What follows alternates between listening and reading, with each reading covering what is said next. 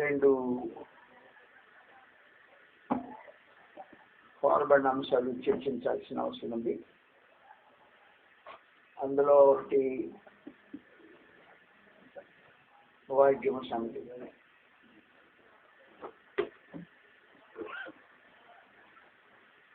దేవుని గ్రంథము వాయిద్యాల విషయంలో చాలా తేటగా సంగతులు తెలుస్తుంది. పాత నిబంధనలో యెహోవా మందిరంలో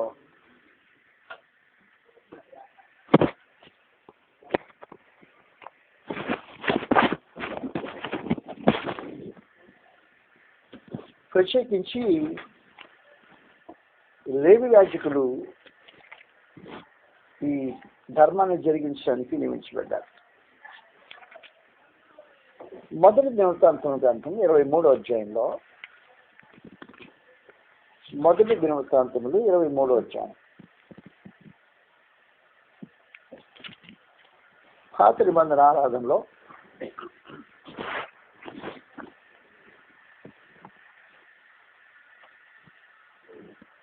నాలుగో వచనం నుండి ఇలా రాబడింది. 23వ అధ్యాయము 4వ వచనం. మొదటి నుంచి చదివితే, దావీదు ఏడవ దిన వృద్ధుడాయను.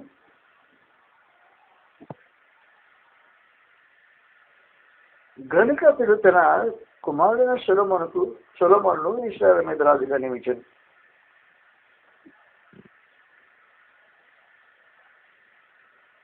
మరియు అతడు ఇశ్రాయేలు అధిపతులందరినీ, యాజకులను, లేవీయులను సమకూర్చాడు. అప్పుడు లేవీయులు 30 సంవత్సరములు మొదలుకొని అంతకు పై వయసు గల వారందరూ కవరిలో చేర్చబడ్డారు. వారి సంఖ్య 38,000 పురుషులు. వీరిలో 24,000 మంది యెహోవా మందిరము పని విచారించేవారుగాను, 6,000 మంది అధిపతులుగాను, న్యాయాధిపతులుగాను ఉండేది. 4,000 మంది ద్వారపాలకులుగా నియమింపబడి. అసలు సంగతి వస్తుంది. మరి 4,000 మంది స్తుతి చేయి నిమిత్తమై దావీదు చేయించిన వాద్య విశేషములతో యెహోవాను స్తుతించేవారుగా నియమింపబడింది. యెహోవాను స్తుతించేవారుగా 4,000 మంది నియమించబడ్డారు. ఇలా నియమించబడిన వారు దావీదు చేయించిన వాద్య విశేషములతో యెహోవాను స్తుతించేవారుగా నియమించబడ్డారు. దావీదు వాద్యం చేయించాడు. యెహోవాను స్తుతించేవారు 4,000 మంది ఆర్కెస్ట్రా అన్నమాట. ప్రత్యేకించి దేవుని మందిరంలో వారు ఎప్పుడైనా కార్యక్రమాలు జరిగించేటప్పుడు యూదులందరూ ఏకంగా కూడితే వారికి ఆర్కెస్ట్రా ఉంటుంది. ఆర్కెస్ట్రా అంటే వాయిద్యాలతో పాటు డ్రామా చేసేవాళ్ళు. వారు లేవీల్లో నుండి ఏర్పాటు చేయబడిన వాళ్ళు. వారి సంఖ్య 4,000 మంది. 4,000 మంది వాయిద్యాలు తీసుకొని వాయించుతూ స్థితి గానం చేస్తుంటే ఎలా ఉంటుందో మీరు కొంచెం ఆలోచించాల్సిన అవసరం.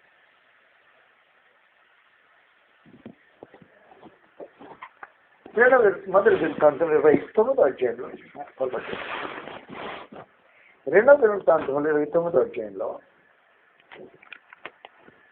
రెండవ దినవృత్తాంతం 29వ అధ్యాయం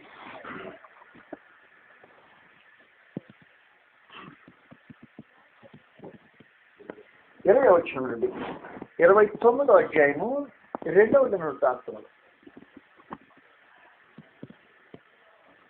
అప్పుడు రాజైన హిజ్కియా కదలకడ లేచి పట్టణపు అధికారులను సమకూర్చుకుని యెహోవా మందిరమునకు పోయాను.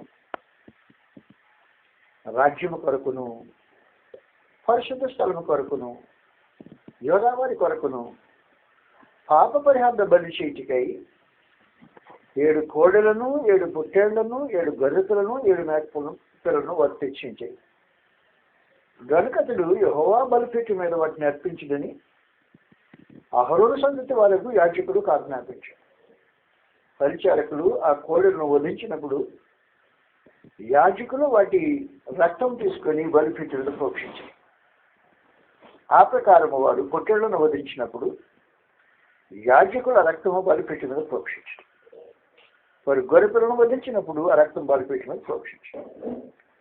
పాప పరిహార బలికై రాజు ఎదుటికిని సమాజం ఎదుటిని మేకపోతలను తీసుకుని రాగా వారు తమ చేతులను వాటి మీద ఉంచిన తర్వాత యాజకులను వాటి వధించి ఇశ్రాయేలందరి కొరకు దహన బలియు పాప పరిహార బలియు అర్పించవద్దని రాజు ఆజ్ఞాపించినది కనుక ఇశ్రాయేలందరి నిమిత్తము ప్రాయశ్చిత్తం చేతికై బలిపీఠం మీద వాటి రక్తము పోసి పాప పరిహార బలి అర్పించింది.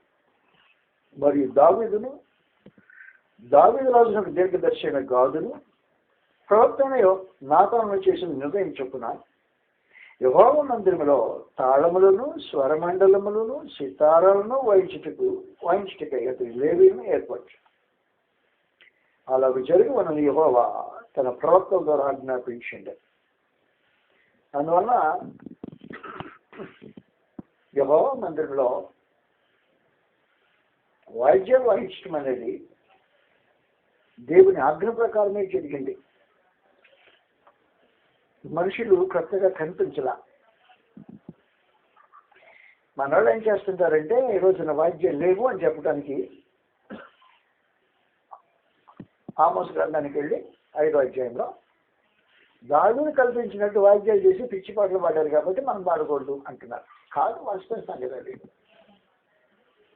దావీదు వాయిద్యాలు కల్పించితే ఆ కల్పించిన వాద్య విశేషాలతో యెహోవా మందిరంలో తాళములను సితారాలను ప్రత్యేకించి చెప్పేశాడు. అలా జరగాలని పరమదేవుడు తన ప్రవక్తల ద్వారా ఆజ్ఞాపించాడు. మళ్ళీ చదువుతాం 25వ వచనంలో, మరియు దావీదు రాజునకు దీర్ఘదర్శి అయిన గాదును ప్రవక్త అయిన నాతాను చేసిన నిర్ణయం చొప్పున యెహోవా మందిరములో తాళములను స్వరమండలములను సితారాలను వాయించుటకు అతడు లేవీయులను ఏర్పాటు చేశాడు. అలాగూ జరగవలని యెహోవా తన ప్రవక్తల ద్వారా ఆజ్ఞాపించాడు. దేవుడు ఆజ్ఞాపించాడు ప్రవక్తల ద్వారా. పూర్వకాలం ముందు నానా సమయాల్లో నానా విధములుగా ప్రవక్తల ద్వారా మాట్లాడిన దేవుడు ఆయనే స్వయంగా తన ప్రవక్తల ద్వారా ఇలా జరగాలని ఆజ్ఞాపించాక దావీదు ఏదో వాయిద్యాలు కల్పించాడు, మీరే పిచ్చి పిచ్చి పాటలు పడుతున్నారు అని అలాగూ మనం దాన్ని కొట్టేయడానికి వీలుండదు. అలాగ జరగవాలని యెహోవా తన ప్రవక్తల ద్వారా ఆజ్ఞాపించాడు. 27వ వచనంలో బలిపీఠం మీద దహన బలులను అర్పించమని హిజ్కియా ఆజ్ఞాపించాడు. దహన బలి అర్పణ ఆరంభమగుడితోనే బోరలు ఊదుటతోనూ ఇశ్రాయేలు రాజైన దావీదు చేయించిన వాయిద్యం వాయించుటతోనూ యెహోవాకు స్తుతిగానము ఆరంభమైన. దావీదు చేయించిన వాయిద్యాలే. అలాగే దావీదు చేయించిన వాయిద్య విశేషములతో యెహోవా మందిరములో స్తుతిగానము ఆరంభమైంది. అలా జరగాలని మహాదేవుడు తన ప్రవక్తల ద్వారా సృష్టించిన సంగతే. అదేదో కల్పించుకుని సొంతంగా స్వయంగా చేసుకున్న ఏర్పాటు కాదది. ఆ తర్వాత ఏం జరిగిందో జాగ్రత్తగా చూస్తాం. అంతసేపును సర్వసమాజము ఆరాధించుచుండెను. ఇది ఆరాధన సమయం. సర్వసమాజం ఆరాధించుతున్న సమాజమే పాటలు పాడుతూ వాయిద్యాలు వాయించుతూ లేవీయుల కార్యక్రమం జరిపిస్తుంటే ఒక ప్రక్కన దహన బలి అర్పణ ఆరంభం అవ్వడంతో బోరలు ఊదటం ప్రారంభిస్తే దహన బలి అర్పణ ఆరంభమైంది అని చెప్పడానికి బోర వేస్తాడు. ఆ బూర ఊదేటప్పుడు దహన బలి వెంటనే పశువు తెంచివేయబడుతుంది. కాబట్టి తెంచివేయబడి ఆ పశువును వధించేటప్పుడు భీకరంగా ఊదేస్తాడు, బూర ఊదేస్తాడు. బూర ఊదిన వెంటనే దహన బలి ఆరంభం అవుతుందా. వాయిద్యాలు 4,000 మంది స్థుతి చేసేవాళ్ళు, ఆర్కెస్ట్రా, 1, 2, 3, 4 కానీ. అది విశేషమైన ఆర్కెస్ట్రా. అలాంటి ఆర్కెస్ట్రా భూమి మీద ఇంకెవరు మెయింటైన్ చేయాల, ఇస్రాయేల్ వారు మాత్రమే. అనేక మంది ప్రసంగికులు ఆర్కెస్ట్రాని తెచ్చుకుంటారు, కానీ 4,000 మంది మాత్రం కాదు. ఈ 4,000 మందికి దావీదు చేయించిన వాయిద్య విశేషములు ఒక్కొక్కటి రకరకాలుగా ఇచ్చి యెహోవా మందిరంలో స్తుతిగానం ఆరంభం అవుతుంది. కత్తి కూర ఊదబడినప్పుడు కత్తి పడుతుంటే అప్పుడు మొత్తం ఒకసారి ఆర్కెస్ట్రా ప్రారంభించేస్తారు. స్తుతి గానము యాగము ఆరంభమవుతుంది, జరుగుతుంటుంది. బలియాగము జరుగుతుంటుంది. సర్వ సమాజం ఉంటారు. ఇంకా ఆడేవాళ్ళు 4,000 మంది అంటే, యాజకులు అయితే వాళ్ళు మొత్తం కలిసి 38,000 మంది అయితే, ఇక ఇశ్రాయేల్ సర్వ సమాజం ఎన్ని లక్షల మంది ఉంటారో తెలియదు వాస్తవానికి. కూడిన సమయంలో ప్రజలందరూ ఈ చేసే దాంట్లో పాలు పొందుతూ ఆరాధిస్తుంటారు.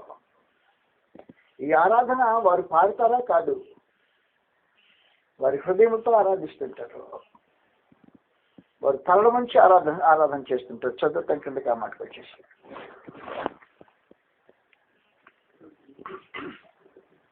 బలిపీఠం మీద దహన బలి అర్పించుడని హిజ్కియా ఆజ్ఞాపించు. దహన బలి అర్పణ ఆరంభమగుడుతోనే బూరలు బూదులతోనూ ఇశ్రాయేలు రాజైన దావీదు చేయించిన వాయిద్యములు వాయించుటతోనూ యెహోవాకు స్తుతి గానము ఆరంభమాయెను. అంతసేపును సర్వ సమాజము ఆరాధించుచుండెను. గాయకులు పాడుచుండిరి. ఎవరంటే వాళ్ళు మాత్రం కాదు, గాయకులు ఉంటారు ప్రత్యేకించి పాడేవాళ్ళు. గాయకులు పాడుచుండిరి. బోర్లు ఊదువారు నాదం చేయుచుండిరి. దహన బలి అర్పణ సమాప్తమగు వరకు ఇదంతయూ జరుగుచుండెను. వారు అర్పించుట ముగించిన తర్వాత రాజునాథులతో కూడిన వారందరూ తలలు వంచి ఆరాధించిరి. కాబట్టి వీరు ఆరాధించిన రూపం మీరు జాగ్రత్తగా గుర్తుపెట్టుకుంటే, దావీదునకు దీర్ఘదర్శిగా ఆసాపును రచించిన శ్లోకమునెత్తి యెహోవాను స్తుతించుడని రాజైన హిజ్కియాయును అధిపతులను లేవీయులకు ఆజ్ఞాపింపగా వారు సంతోషంతో స్తోత్రములు పాడి తలలు వంచి ఆరాధించారు. ఇది ధర్మశాస్త్రంలో ఆరాధన పద్ధతి. పరమందున దేవుడు ఆజ్ఞాపించింది కనుక దావీదు చేయించిన వాయిద్య విశేషములు యెహోవా ఆజ్ఞ ప్రకారము వాడబడడం అనేది జరిగింది. అది జరిగిన కార్యక్రమము యెహోవా ఆజ్ఞ ప్రకారమే జరిగింది. దావీదు చేయించిన వాయిద్య విశేషాలను దేవుడు అంగీకరించాడు. అలా జరగాలని తన ప్రవక్తల ద్వారా తెలియచేశాడు.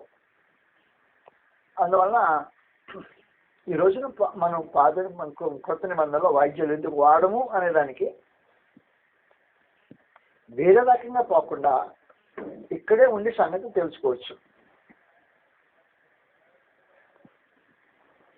వాస్తవానికి పాత నిబంధనలో ఇంటిలో దావీదు చేసే స్తుతిగానంలోనైనా వాద్యాన్ని ప్రేరేపించి లేపుకొని స్తుతిగానం చేస్తుంటాడు ఆ మనిషి. అది వ్యక్తిగతంగా జరిగే కార్యక్రమం, సామూహికంగా ఇశ్రాయేల్ అందరూ జరిగేటప్పుడు జరిగే కార్యక్రమం. అది ఇశ్రాయేల్ అందరూ జరిగేటప్పుడు మాత్రం ఈ లేవీయులు ఈ కార్యక్రమాన్ని జరిగించాల్సిన అవసరం వచ్చింది. మనం ఇప్పుడు ఎందుకు వాయిద్యాలు వాయించట్లేదు? వాళ్ళు ఎందుకు వాయించారు? దేవుడు వారికి ఎందుకు ఆజ్ఞాపించాడు వాయించమని? మనకెందుకు ఆజ్ఞాపించలేదు వాయించమని? దేవుడు ఎందుకు ఆజ్ఞాపించలేదు? వాయించమన్నాడా? వాయించమంటే ఏం వాయించమన్నాడు? మానుకుంటే ఏం మానుకోమన్నాడు? గమనం చెప్పొద్దు సమస్తం, ఊహించాల్సిన అవసరం లే. మన ఆమోస్ గ్రంథానికి వెళ్ళిపోయి దావీదు పాడిన పిచ్చి పాటలు అని, దావీదు చేసిన వాయిస్ చేసేటువంటి పిచ్చి పాటలు పాడేదని చెప్పి దానికి కొట్టేయాల్సిన అవసరం ఉండదు. గ్రంథం కొట్టేస్తుంది ఎక్కడికక్కడ. హెబ్రీ ప్రశ్న పత్రికలో 7వ అధ్యాయం. ఏదైనా క్రమబద్ధంగా లేఖనాంశాలను సంగతులు ఆలోచించేద్దాం. అడ్డుసుడిగా పోయి మనకేదో నచ్చలేదు కాబట్టి దాన్ని అడ్డుసుడిగా తెంచేసే బిజినెస్ అంతా పెట్టుకోవద్దు. లేఖనాంశాలంగానే సమస్త కార్యాలు చూడాల్సిన అవసరం ఉంటుంది. హెబ్రీలకు 7వ అధ్యాయంలో 11వ వచనం నుండి సంగతులు రాబడి ఉన్నాయి. హెబ్రీ 7వ అధ్యాయం 11వ వచనం నుండి. ఆ లేవీయులు యాజకులు అయింది కదా, అక్కడికి వచ్చింది మళ్ళీ కొత్త సంఘం బాదు. ఆ లేవీయులు యాజకులు అయిందిగా ప్రజలకు ధర్మశాస్త్రం ఇవ్వబడింది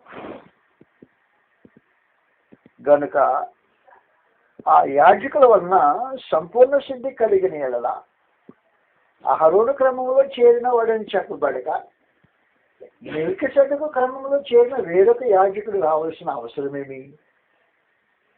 ప్రశ్న వేసాడు, నిలదీశాడు దాన్ని. ధర్మశాస్త్ర సంబంధమైన ఆరాధనలో మనుషులు సంపూర్ణ సిద్ధి పొందారా? ధర్మశాస్త్ర సంబంధంగా దేవుని ఆరాధించి మనుషులు దేవుని ఎదుట అంగీకరించబడ్డారా? చెప్పేస్తాం. లేవీయులు యాజకులు అయ్యిండగా ప్రజలకు ధర్మశాస్త్రం ఇవ్వబడడం. ఆ లేవీయుల వలన సంపూర్ణ సిద్ధి కలిగిన ఎడల అహరోను క్రమంలో చేరిన వాడు అని చెప్పబడగా మెల్కీసెదెకు క్రమంలో చేరిన వేరొక యాజకుడు రావాల్సిన అవసరమేమి? ఇంకొక యాజకంతో పని ఏంటి? లేవీ యాజక ధర్మంలోనే జరిగే కార్యక్రమాల వలన, వారి ఆరాధన పద్ధతుల వలన మనుషులకు సంపూర్ణమైన సిద్ధి కలిగినట్టయితే, దానివల్ల వాళ్ళు పరిపూర్ణులు కాగలిగినట్టయితే, కృపలో నిలవడానికి అవకాశం కలిగినట్టయితే వేరొక ఏర్పాటు ఎందుకు జరగాల అని అడిగేశారు. రెండవ విశేషమైన సంగతి ఏం చెప్పాడంటే, ఏర్పాటు వేరేంది మాత్రమే కాకుండా యాజకులు మార్చబడిన ఎడల యాజక ధర్మము సహా మార్చబడుతుంది. యాజకులు మార్చబడింది. ఇప్పుడు ఎవరు యాజకుడు? ఇప్పుడు యాజకుడు రాజులని యాజకుడు, అప్పుడు యాజకుడు లేవి యాజకుడు. లేవి యాజకుడు రాజులని యాజకులు కాదు. రాజులని యాజకులు రాజై యాజకత్వం చేసే ఒక విశేషమైన కార్యక్రమం. ముందుకెళ్ళా కొంచెం లోతుకి వెళ్తే మీరేమైపోతారా? అదే జాగ్రత్తగా.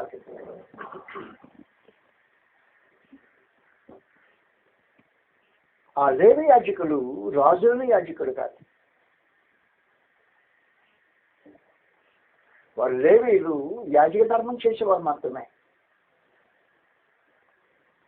యాజక ధర్మం చేస్తుండేవారు వేరే, రాజ్యం చేస్తుండేవారు రాజులు వేరే.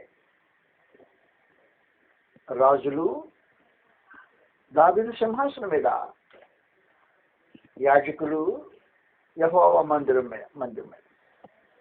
యెహోవా మందిరం మీద అధికారమేమో యాజకులది. దావీదు సింహాసనం మీద, రాజ్యం మీద అధికారమేమో దావీదు సంతతి వారిది. కాబట్టి ఇప్పుడు ధర్మశాస్త్రం ఏం చేసిందంటే, రాజులని యాజకులను చేయకుండా రాజులను యాజకులను వేరువేరుగా చేసింది. వారు రాజులని యాజకులు కాదు, రాజులు వేరే, యాజకులు వేరే. రాజులు మళ్ళీ అంటున్నా, యెహోవా సింహాసనం మీద రాజులు, యెహోవా మందిరంలో యాజకులు. కాబట్టి సింహాసనం మీదేమో రాజులు ఉంటారు. యెహోవా సింహాసనం అది, సింహాసనం మీద రాజులు, మందిరంలోనే యాజకులు. కాబట్టి ఇది వేరే వేరే అన్నమాట. వాళ్ళు రాజులని యాజకులు కాదు. మీకు తెలిసినట్టు ఒకసారి రాజైన ఉజ్జియా ఈ రెంటిని కలిపి తాను రాజని యాజకుడిగా ఉండాలని ఆలోచన చేశాడు. రాజని యాజకుడికి ఇనాగ్రేషన్ చేయటానికి ప్రారంభించి ఆలోచన చేశాడు. తానే రాజు అయి ఉండి యాజకత్వం కూడా చేస్తాను అంటాడు. దేవుడు అంగీకరించా. మీకు తెలిసినట్టుగా 2వ దినవృత్తాంతంలో 26వ అధ్యాయంలో సమాచారం రాబడింది. 2వ దినవృత్తాంతంలో 26వ అధ్యాయం.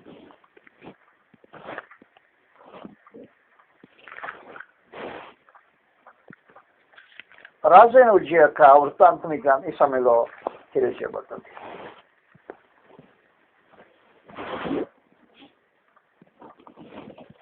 పదహారవ వచనం నుండి 2వ దినవృత్తాంతములు 26వ అధ్యాయము 16వ వచనం నుండి. అయితే అతడు స్థిరపడిన తరువాత అతడు మనసున గర్వించి చెడిపోయాడు. 2వ దినవృత్తాంతములు 26:16 అయిపోయింది.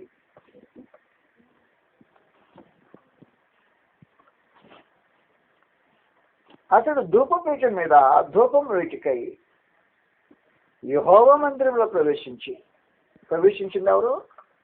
రాజు ఉజ్జియా. ఎక్కడ ప్రవేశించాడు?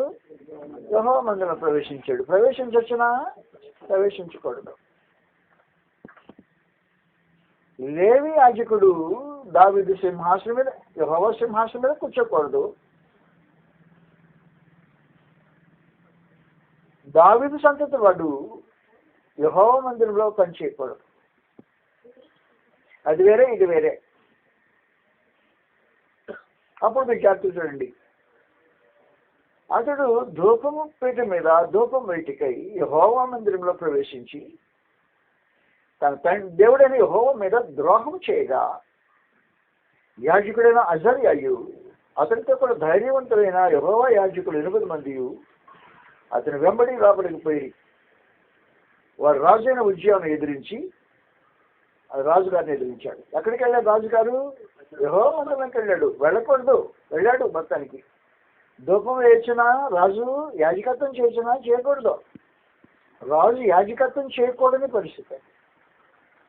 కానీ ఇప్పుడు రాజు యాజకత్వం చేయకూడని రాజు ఏం చేయబోతున్నాడంటే రాజే యాజకత్వం చేయడానికి ఆలోచన చేస్తున్నాడు.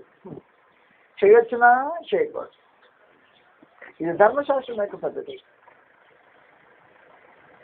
యెహోవా మీద ద్రోహం చేయగా యాజకుడు అజర్యాయు అతనితో కూడా ధైర్యవంతులైన యెహోవా యాజకులు 8 మంది అతని వెంబడి లోపలికి పేరి వారు రాజైన ఉజ్జియాను ఎదిరించి, ఉజ్జియా యెహోవాకు ధూపం వేటికై ప్రతిష్ఠింపబడిన అహరోను సంతతి వారైన యాజకుల పనియే కానీ నీ పని కాదు.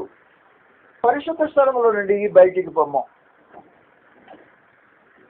నీవు ద్రోహం చేసి ఉన్నావు. నీ దేవుడైన యెహోవా సన్నిధిని ఇది నీకు ఘనత కలుగజేయదని చెప్పగా ఉజ్జియా రాజు కాబట్టి ధూపం వేటుకు ధూపార్తిని చేత పట్టుకొని రౌద్రుడై, ఏమనుకుంటున్నాను నా గురించి నువ్వు? నీకెంతమంది? 80 మంది. నాకెంతమంది? గుర్తుపెట్టి నాకు 4,000 మంది సైన్యం ఉంది, 4 లక్షల మంది సైన్యం ఉంది. వాళ్ళకి ఆయుధాలు వగైరా తయారు చేసి నేను జాగ్రత్తగా పెట్టించాను.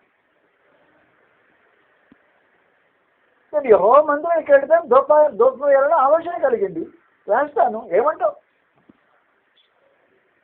అరే బాబు, నీ పని సింహాసనం మీద కూర్చుండి వెళ్తామయ్యా, నా పని మందిరంలో కూర్చుండి దూపం వేయటమయ్యా. ఇద్దరు వేరే వేరే పనులు.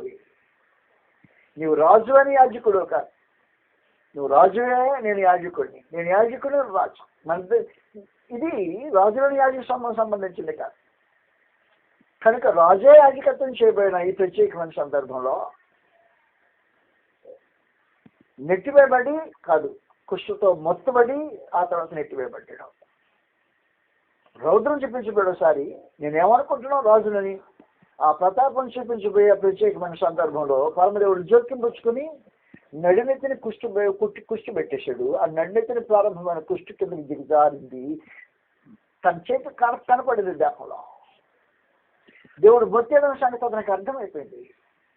రాజు యాజకుడు కాదు పాత నిబంధనలో, కానీ కొత్త నిబంధనలోనే రాజులని యాజకుల మీద వ్యత్యాసం ఉన్నమాట.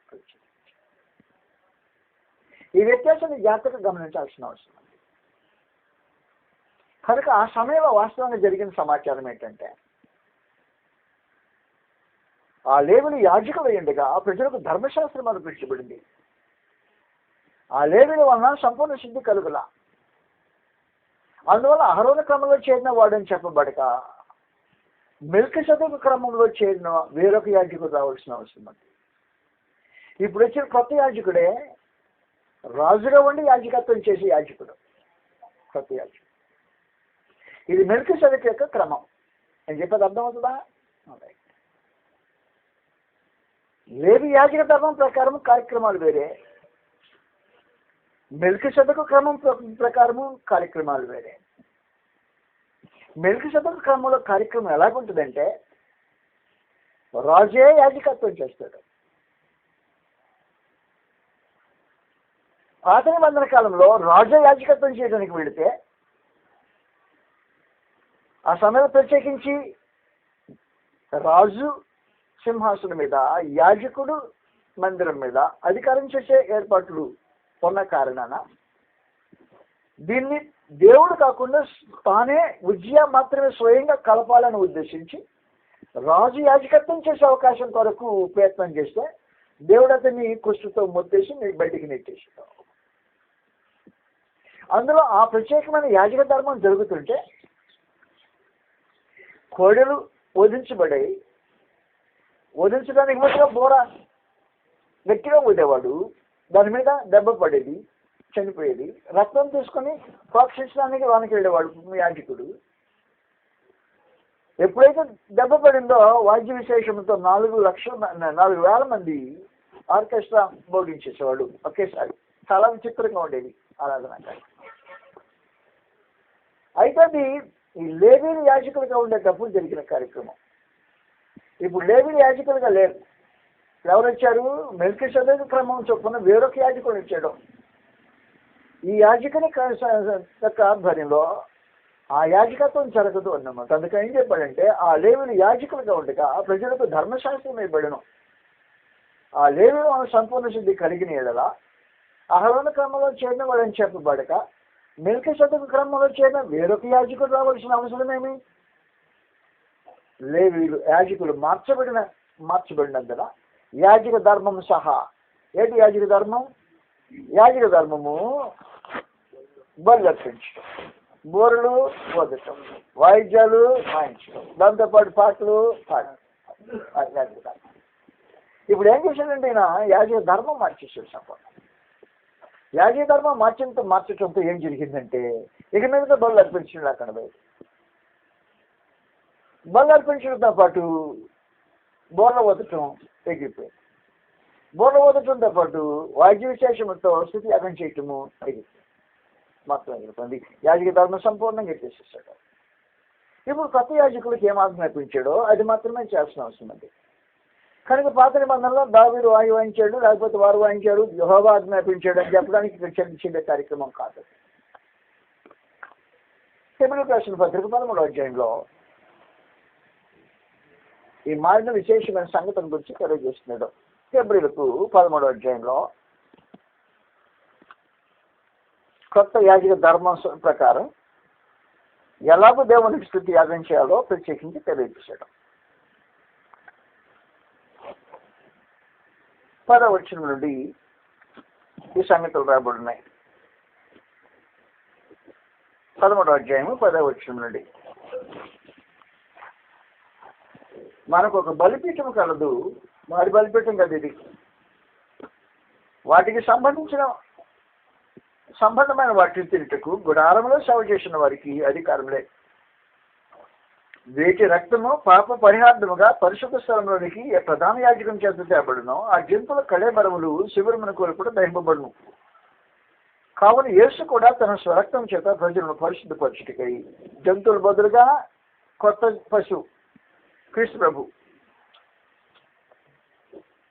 కావున యేసు కూడా తన స్వరక్తం చేత ప్రజలను పరిశుద్ధపరచుటకై గమని వెలుపల సంబంధం. కాబట్టి మనం ఆయన నిందను భరించు శిబిరం వెలుపలికి ఆయన ఇంటికి వెళదాము. నిర్మలమైన పట్టణం మనకి ఇక్కడ లేదు, దాని ఉండబో దానికోసం ఎదురు చూస్తున్నాం.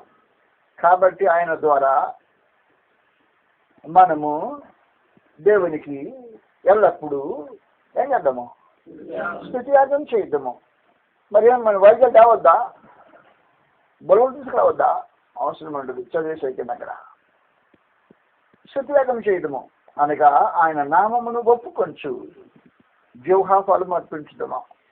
కాబట్టి జీవహాఫలం అర్పించడం అనేది స్తుతికి సంబంధించిన కార్యక్రమం. యాజకులు ఉపయోగించే లేవీలు ఉపయోగించే వాయిద్యములు లేవు ఇక్కడ. జాగ్రత్త గుర్తుపెట్టుకో. ఎనాలజీ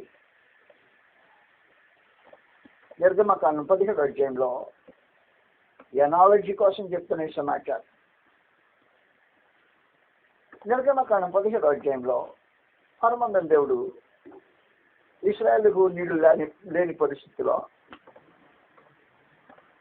మోషేకు ఆజ్ఞాపించి, నీ కర్ర తీసుకొని వెళ్ళి హోరేబులో బండ ఉంటుంది, ఆ బండ మీద బండతో నువ్వు బండను కొడితే వాళ్ళు నీళ్ళు ఇస్తాయని ప్రత్యేకించి తెలియజేశాడు.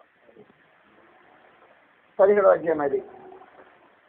కాబట్టి యెహోవా ఆజ్ఞాపించినట్టే మోషే తన కర్ర తీసుకొని ఇశ్రాయేలు సమాజం ఎదుట వెళ్ళి హోరేబులో బండను కనుగొని ఆ బండను తన కర్రతో 2 సార్లు బండను కొడితే నీళ్ళు వచ్చాయి. సంఖ్యాకాండం 20వ అధ్యాయంలో అదే పరిస్థితి సంభవించింది మరోసారి. ఇశ్రాయేలుకు నీళ్లు లేవు. నీళ్ళు లేని సందర్భంలో ప్రత్యేకించి మళ్ళా మోషే మీద వారు తిరుగుబాటు చేశారు. మోషే యథావిధిగా దేవుడిని అడిగారు. దేవుడు మోషేకు మళ్ళా నీ కర్ర తీసుకొని బండ దగ్గరికి వెళ్ళి ఆ బండతో మాట్లాడు అన్నాడు. మాట్లాడమంటే కొట్టొచ్చా? మాట్లాడమంటే కొట్టొచ్చా? కానీ బాబు తట్టుకోలేక ఏం చేశాడంటే, వారు చేసిన విసుగుకు తట్టుకోలేని మనుషుడు కొట్టేశాడు. కొట్టే దేవుడు ఏమంటున్నాడు తెలిసిన 12వ వచనంలో, సంఖ్యాకాండం 20వ అధ్యాయం 12వ వచనంలోనే,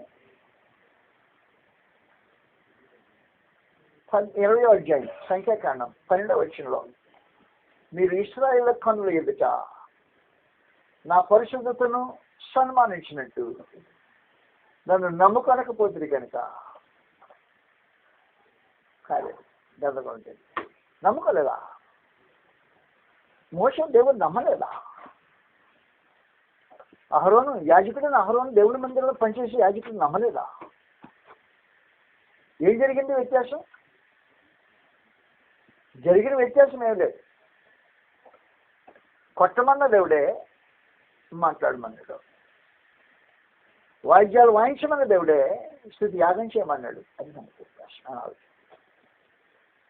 వాయిద్యాలు వాయించమని ఆజ్ఞాపించింది దేవుడు. ఇప్పుడు స్తుతి యాగం చేయండి అంటే జీవఫలం అర్పించండి అని చెప్పినప్పుడు భౌతికమైన వాయిద్యాలు వాయించకూడదని చెప్పక్కర్లా.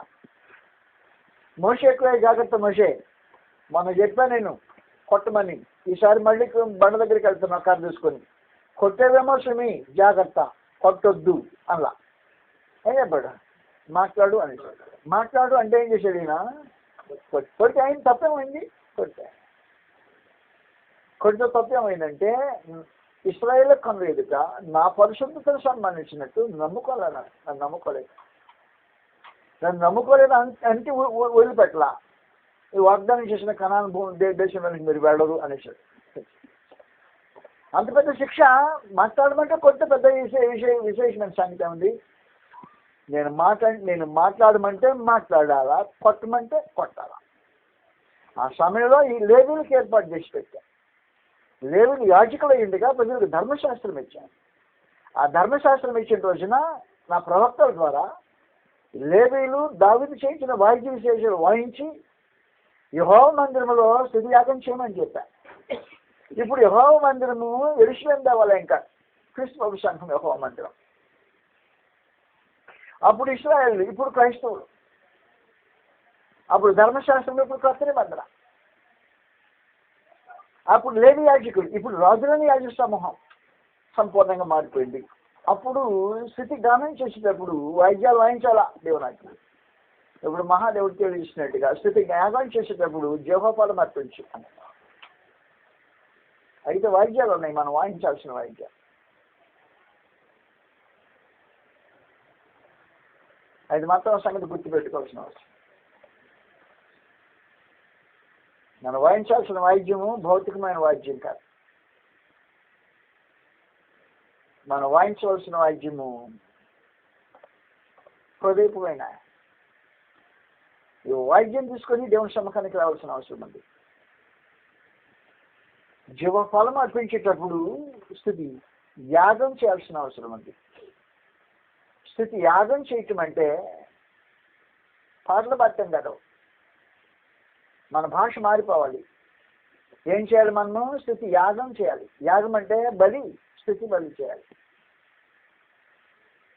ఈ స్థుతి బలి చేసేటప్పుడు గతంలో లాంటి స్థుతి బలి కార్యక్రమం, అది వాయిద్యాలతో చేసిన కార్యక్రమం. అది కాదని చెప్పడానికి జీవఫలము అర్పించడము అనేసి. కానీ కొత్త నిబంధనలో దేవుని ప్రజలు ఉపయోగించవలసిన దేవుని సేవార్థమైన వీణులు ఉన్నాయి.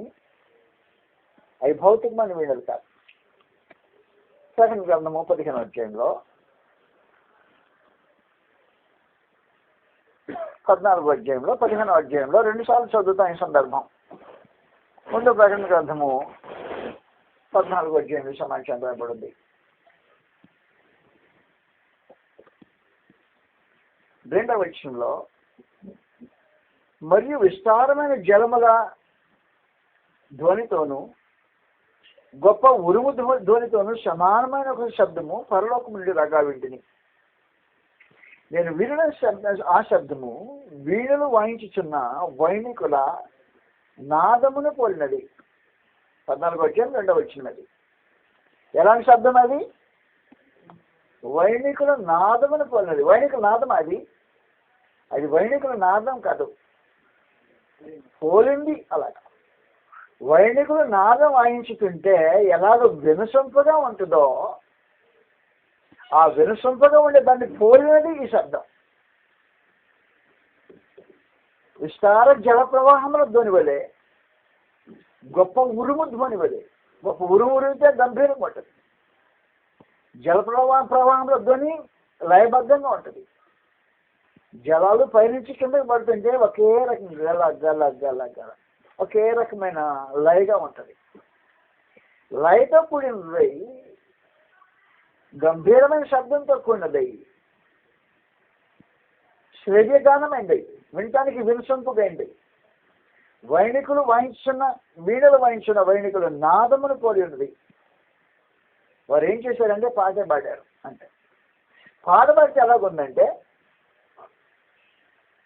వైణికుల నాదము వీణలు వాయించలా, పాట పాడుతుంటే వీణలు వాయించలా.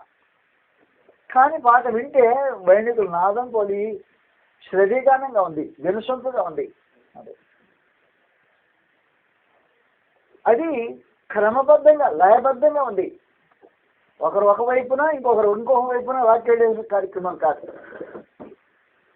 క్రమబద్ధంగా ఉంది, గంభీరంగా ఉంది, క్రమబద్ధంగా ఉంది, వినసొంపుగా ఉంది. కానీ ఏం చేశారంటే వారు కీర్తన పాడారు కొత్తగా. అందువలన పరలోకంలో వీణలు భౌతికమైన వీణలు లేవు. వీణలు వాయించుతున్న మనుషులు ఏం చేస్తుంటారంటే అదిగా మీకున్నది కదా, బైబిల్లో ఉంది కదా, ప్రకటన గ్రంథంలో వీణలు వాయించుతున్న ఆయన ఉంది కదా బైబిల్. అంటే వీణలు వాయించిన వైణికుల నాదమును పోలినది, కానీ అది వీణల శబ్దం కాదు.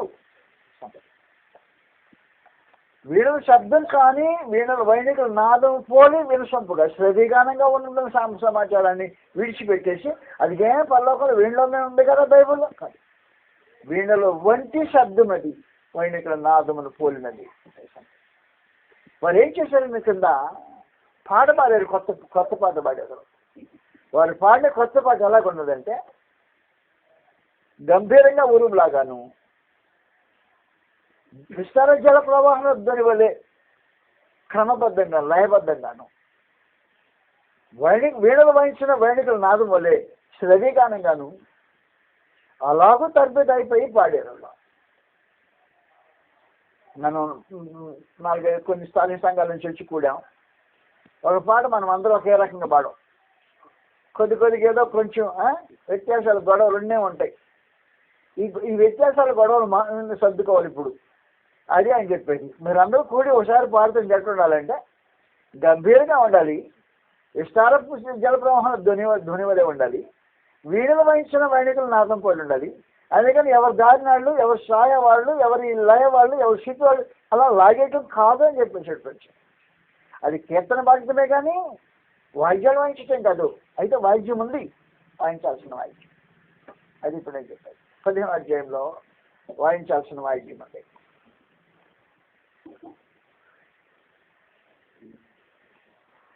పరిస్థితి గ్రంథం 15వ అధ్యాయంలో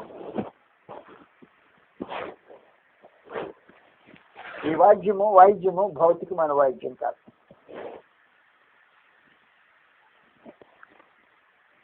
రెండవ వచనం నుండి, మరియు అగ్నితో కలిసి ఉన్న స్ఫటికపు సముద్రము వంటిది ఒకటి నేను చూచితిని. ఆ మృగమునకు ఆ క్రూర మృగమునకును దాని ప్రతిమనకును దాని పేరు గల సంఖ్యకును లోబడక వాటిని జయించిన వారు దేవుని వీణలు గలవారై. దేవుని వీణలు అంటే కొన్ని ఏమిటి? దేవుని వీణలు కిందజుడు ఏముందో, దేవుని సేవార్థమైన వీణలు. దేవుని సేవార్థమైన వీణలు భౌతికమైన వీణలుగా. దేవుని సేవ చేయడానికి భౌతికమైన వీణలు పనిచేయవు. దేవుని సేవార్థమైన వీణలు గలవారై ఆ స్ఫటికం సముద్రం ఎదుట నిలిచింట్లో చూచితిని. కాబట్టి దేవుని సేవార్థమైన వీణలు వాయించడం చాలా ప్రాముఖ్యంగా అవసరం. దీన్ని ఏమన్నాడంటే ఎఫెసీయులకు 5వ అధ్యాయంలో, ఎఫెసీయులకు 5వ అధ్యాయం, మనం తెలుగు భాష చూసి లాగుతూ ఉంటాం ఊరకనే, అందువల్ల కొన్ని ఇబ్బందులు జరుగుతుంటాయి. ఎఫెసీయులకు 5వ అధ్యాయము 19వ వచ్చింది సమాచారం రాబడింది. ఒకరినొకడు కీర్తనతోనంటే ఆనాడు ఆచరణలో ఉన్నది పాత నిబంధన కీర్తనలకు ట్యూన్ పెట్టి పాడేవాళ్ళు. అది కీర్తనతో. కీర్తన గ్రంథాన్ని యూదులు పాడుకుంటుండేవాళ్ళు ఆరాధనలో. కనుక కొత్త నిబంధనకు వచ్చేటప్పటికి ఈ నూతనమైన ఏర్పాటులోనే ఆ కీర్తనలను లేఖనానుసారంగా ఉండే కీర్తనలను ట్యూన్ పెట్టి పాడుతుండేవాళ్ళు. కీర్తనతోనూ దాంట్లో పాడకుండా కొన్ని కీర్తనలు ఉంటాయి, వాటిని పాడరు. కనుక పరిశుద్ధులకు కొత్త నిబంధన సంబంధులకు ఏవి వర్తిస్తుంటాయో వాటిని ట్యూన్తో పాడే పాటలు ఉన్నాయి గతంలో. అవి దేవుని స్తుతించే కార్యక్రమం అన్నమాట. 2 సాంగ్స్. రెండవది కీర్తనతోనూ సంగీతంతోనూ. అయితే సంగీతం అంటే వాయిద్యాలు ఉండాలి కదా. సంగీతం అంటే ఆది భాషలో హిమ్, దేవునికి కానీ క్రీస్తు ప్రభుకు కానీ స్తుతి చేసే పాటలు ఉన్నాయే వాటిని హిమ్స్ అంటారు. దాని తెలుగు తర్జుమాకు వచ్చేటప్పుడు సంగీతం అన్నాడు. అంతే. సంగీతం అన్నంత మాత్రాన వాయిద్యాలు తీసుకురామని ఉద్దేశం కాదు. ఆత్మ సంబంధమైన పద్యములు అన్నాడు. కాబట్టి హిమ్స్ అండ్ స్పిరిచువల్ సాంగ్స్, ఆత్మ సంబంధమైన పాటలు.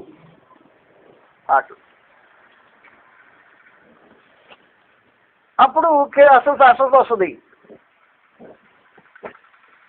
ఆత్మ సంబంధమైన పాటలతోనూ హెచ్చరించు, మీ హృదయములలో ప్రభువును గురించి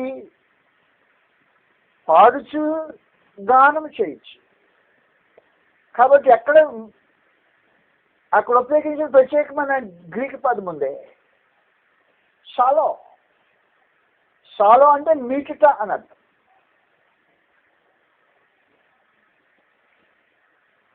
ఎక్కడ మేటటం అంటే హృదయంలో మేటటం, సితారా మీద మేటటం కాదు. అది నీ హృదయంలో మీటుచు అన్నాడు. కాబట్టి హృదయంలో మీటే వీణే ఇది దేవుని సేవార్థమైన వీణ.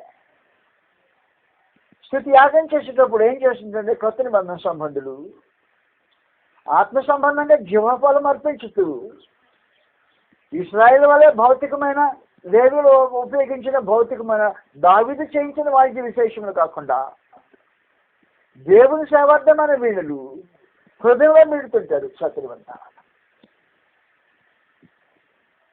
కనుక సాలో మీటుట, లాగుట, పెరుగుట అని గ్రీక్ మాటకి అర్థం. ఎక్కడ మీటుట, లాగుట, పెరుగుట అంటేనే నీ హృదయపు వీణున్నది దాన్ని లాగుతుండు, పెరుగుతుండు. నీ జీవోపాలం అర్పించేటప్పుడు రెండు ఏకీభూతం వచ్చేది. నీ నోటి గానము, నీ హృదయ ధ్యానము రెండు ఏకీభవించి చేయటం అనేది స్థితి యాగం చేయటం అవుతుంది.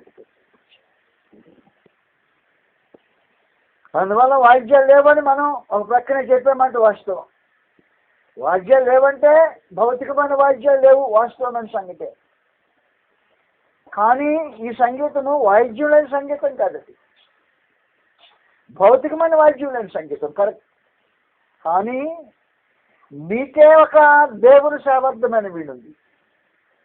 దేవుని సేవార్థమైన వీణే హృదయ వీణ. దేవుని హృదయంతో గానం చేయాల్సిన అవసరం.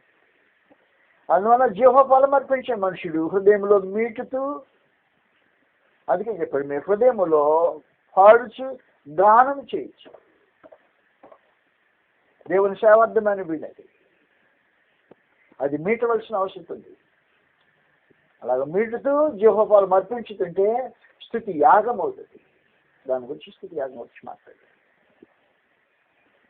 ఈ యాజకులు రాజులని యాజకులు. ఇది మెల్కీసెదెకు క్రమం చొప్పున యాజకత్వం చేయబడిన విశేషమైన మనుషులు. క్రీస్తు ప్రభు మనకు అనుగ్రహించిన పుణ్యదానం. ఈ పుణ్యదానంగా మనం యాజకులుగా చేసాడు వాస్తవానికి. అలాంటి యాజకుడు మనకంటే తక్కువ వారిగా చేశాడు ఆయన. ఈ రోజున మెల్కీసెదెకు క్రమంలోని యాజకులు భూమి మీద ఉండే లేవి యాజకుల కంటే ఘనులైన వారు. ఎందుకు ఘనులైన వారు అంటే చెప్పేశాడు, మనకు ఒక బలిపీఠం ఉన్నది. దాని తిండి విషయంలో గుడారంలో సేవ చేసిన వారికి అధికారం లేదు. గుడారంలో సేవ చేసిన మనుషులు దేవునితో ఎక్కువ సన్నిహిత బాంధవ్యం కలిగి వారు తినే పదార్థాలు, అందులో ప్రత్యేకించి ఆ సముఖపు రొట్టెలు. యాజకులు మాత్రమే దేవుని సముఖంలో ప్రతిష్ఠించబడిన రొట్టెలు. ఏ రోజుకి ఆ రోజు తాజాగా రొట్టెలు కాల్చేయాలి. తినకుండా బ్యాలెన్స్ మిగిలినవి అనుకో, సర్దివి తినకూడదు. వాళ్ళు సర్దివి తినకూడని ఈ రొట్టెలు తీసి పడేస్తుంటారు దాదాపు. అప్పుడు కొత్తవి ఫ్రెష్గా చేసిన మళ్ళా సముఖపు రొట్టెలు బల్ల మీద ఏర్పాటు చేశారు. అలాగ పడవేసే ఒక సందర్భంలో దావీదు వచ్చాడు అక్కడికి. గొల్యాతును చంపిన గొల్యాతు ఖడ్గము ఈ మందిరంలో సమర్పించి ఇశ్రాయేలు జనాంగంలో మహావీరుడిగా పేరు పొంది, ఆ దావీదు సౌలు తరుముతుంటే అరణ్యంలోకి వచ్చి యాజకుని దగ్గరికి ఆకలి అవుతుంది రొట్టెలు పెట్టంటే, ఇంత మనగాడి దావీదు రాజుకు యాజకుడు అంటాడు మీరు తినే రొట్టెలు ఏమి లేవు ఇక్కడ అంటాడు. రాజు యొక్క ఆజ్ఞల ప్రకారం నేను ఎవరిని అనుకున్నా నీ ఉద్దేశాన్ని, నువ్వెవరో నీకైతే కదా ఇక్కడ ఉంది, వాళ్ళు తెలియపోవటం అయితే. కానీ మీరు తినే రొట్టెలు లేదు ఇక్కడ. రెండో కండిషన్ చెప్పాడు, సర్ది పడైపోతున్నా అవి కూడా మీరు తినే కాదు. సర్ది రొట్టెలు కూడా తినకూడదు, పడైపోయాయి. మూడో కండిషన్ చెప్పాడు, స్త్రీలకు దూరంగా ఉంటే 3 రోజుల పాటు, అప్పుడు వాళ్ళు తిని పడేసే రొట్టెలు దావీదు లాంటి మహనీయులు తినాలంటే స్త్రీలకు 3 రోజులు దూరంగా ఉండాలి ఆహారం తినాలంటే. 2 ఫ్రెష్గా ఇవ్వడు, సర్ది ఇస్తాడు. అయినా ఇది ఈమెకి ఇచ్చినవి కూడా అంతస్తు వాళ్ళు తినే రొట్టెలు. కానీ నీ బల్ల భోజనం ఉందే, నీ బల్ల భోజనం దగ్గర వాళ్ళు కూడా చలామణి కాదు.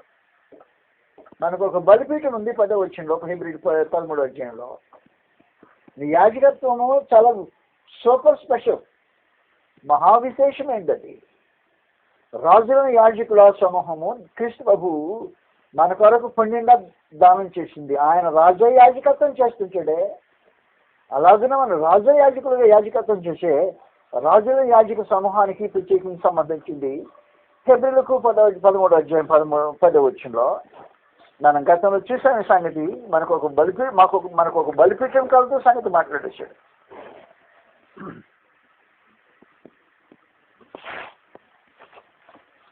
మనకు ఒక బలిపీఠం అన్నది, దాని సంబంధమైన వాటిని తినటకు గుడారంలో సేవ చేసిన. గుడారం అంటే పాత నిబంధనలో గుడారం సేవ చేసిన యాజకుడికి అధికారం లేదు. అలాంటి ప్రత్యేకమైన యాజక ధర్మము క్రీస్తు ప్రభు పుణ్యం వలన మనకు ప్రసాదం ప్రాప్తించితే మనం స్తుతి యాగం చేయాల్సిన ఒక ప్రత్యేకమైన అవసరం ఉంది. ఆ లేవీలు యాజకులు ఏంటగా ప్రజలకు ధర్మశాస్త్రం ఇవ్వబడింది. ధర్మశాస్త్ర కాలంలోనైతే 4,000 మంది వాయిద్యాలు వాయించే విశేషించిన లేవి యాజకులు యెహోవా మందిరం తాళములు, స్వరమండలం, సితారులు వాయించుతుండేవాడు. కానీ ఈ రోజున క్రీస్తు ప్రభు నందు రాజుల యాజకులు దేవునికి స్తుతి యాగం చేస్తూ వేరొక వాయిద్యం భౌతికమైనది కాకుండా ఆత్మతో సత్యంతో ఎలా వీళ్ళు ఆరాధన చేసేది, ఆత్మతో సత్యంతో ఆరాధన చేసి సంబంధించిన దేవుని వీణే, దేవుని సేవార్థమైన వీణే. అప్పుడు చెప్పాడు, మీ హృదయంలో పాడుచుద్దారు చేర్చిమిర్చి. అందువల్ల ఈ రోజున కొత్త నిబంధన సంబంధులు ధర్మశాస్త్రం లాంటి ఆరాధన చేయరు కనుక ఆ రోజున యాజకులు ఉపయోగించిన వాయిద్యాలు ఇక్కడ ఉపయోగించకుండా ఈ లేవీలు కానీ ఈ యాజకులకు వేరే వాయిద్యం ఉంది. ఎంతమంది కూడితే అంతమంది వాయిద్యం తీసుకురావాల్సిందే, ఎవరు వాయిద్యం లేకుండా రాకూడదు. కాబట్టి వచ్చిన ప్రతి వారు ఆ దేవుని సేవార్థమైన వీడును వాడటానికి, ఇలాగ వాడేటప్పుడు స్థితి యాగం చేయటానికి రెండుని మ్యాచ్ చేయటానికి చాలా ప్రాముఖ్యంగా అవసరమైంది. ఈ రోజున మనం ఎంతవరకు ప్రయత్నం చేస్తుందో నాకు తెలియలా. పాటలు పాడుతున్నాం వాస్తవమే, పాటలు పాడటం వేరే, స్థుతి యాగం చేయటం వేరే. ఈ మన ఆలోచన సంపూర్ణంగా మారాల్సిన అవసరం ఉంది. ఈ లేవీలు స్థుతి యాగం చేస్తారు, జీవాపాలు అర్పిస్తారు, హృదయమైన నేర్చుకుంటారు. ఆ రెంటిని కరెక్ట్గా మ్యాచ్ చేస్తుంటారు. ఏ మాటలు మాట్లాడుతున్నామో అది హృదయపూర్వకంగా మాట్లాడుతుంటాం, ఏది పాడుతుంటామో అది హృదయం నుంచి పాడుతుంటాం. హృదయంలో నుంచి నిండిన దాన్ని బట్టి నోరు మాట్లాడే పరిస్థితిగా ఏర్పాట్లు జరిగాయి. కాబట్టి వాయిద్యములు కొత్త నిబంధనలో భౌతికమైనవి కావు, అవి ధర్మశాస్త్ర సంబంధమైనవి. యాజకులు మార్చబడ్డారు, యాజక ధర్మం మార్చబడింది. యాజక ధర్మంలో బలులు ఉన్నాయి, వాయిద్యాలు ఉన్నాయి, ఆ తర్వాత రక్త ప్రోక్షణ ఉన్నది, గోర్ర ఊదటం ఉంది, సమస్తమైనది. అవన్నీ క్రీస్తు యేసునందు ఎత్తివేయబడాక నూతన యాజకత్వంలో మనకు కనిపించబడిన స్థితి యాగము భౌతికమైన వాయిద్యము లేని వాయిద్యం కలిగిన స్థితి యాగం. భౌతికమైన వాయిద్యం లేకుండా వాయిద్యం కావాలి. ఈ వాయిద్యము దేవుని సేవార్థమైన వీణే అనే వాయిద్యం కావాలి. ఇది మీకు వాయిద్యాల మీద మీకు ఏదైనా ప్రశ్న ఉంటే ఫ్రీగా నన్ను అడిగవచ్చు. అలాగూ మీకు ఏమైనా ప్రశ్న లేకపోతే రెండవ కోరిక, మీరు ప్రశ్న అడుగుతున్నారు కదా నన్ను, ఏం ప్రశ్న?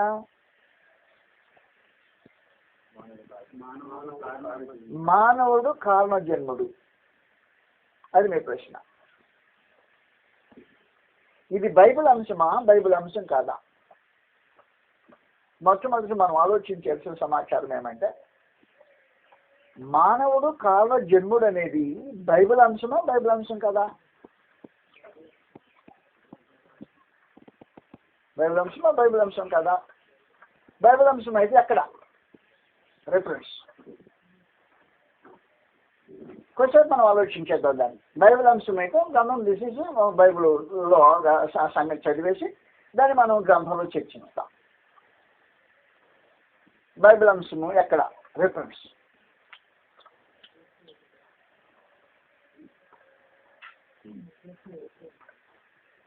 ఇదేనా? ఎఫెసీయులకు 1. రైట్.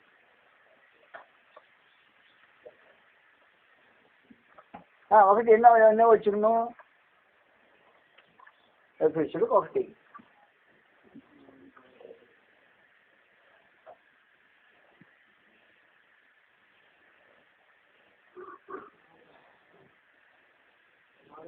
నాలుగో వచ్చినమా? రైట్. ఎట్లనగా తన ప్రియయందు తను ఉచితముగా మనకు అనుగ్రహించిన తన కృపా మహిమకు కీర్తి కలిగినట్లు తన చిత్త ప్రకారమైన దయా సంకల్పం చెప్పున యేసుక్రీస్తునందు మనలను తనకు కుమారులుగా స్వీకరించుటకై ముందుగా తన కోసం నిర్ణయించుకుని మనము తన ఎదుటి పరిశుద్ధులు నిర్దోషులము ఉండవనని జగత్తు పునాది వేయబడుతూ మునిపే ఆయన ప్రేమ చేత కృష్ణను మనం ఏర్పాటు. ఎక్కడున్నది కామజన్ముడని? క్రీస్తునందు. కరెక్ట్. ఎట్లనగా తన ప్రియని యందు క్రీస్తునందు తను ఉచితముగా అనుకరించిన మనకు ఆదామునందు కాదు, ఆదామునందు కాదది వాస్తవాన్ని. తొలి నరుడు ఆదాము. నరులని దేవుడు ఆదాం హవ్వలకు పేరు పెట్టేసి నరులను సృజించుదము అని చెప్పిన రోజున ఆదాము ఏ కారణ జన్ముడు?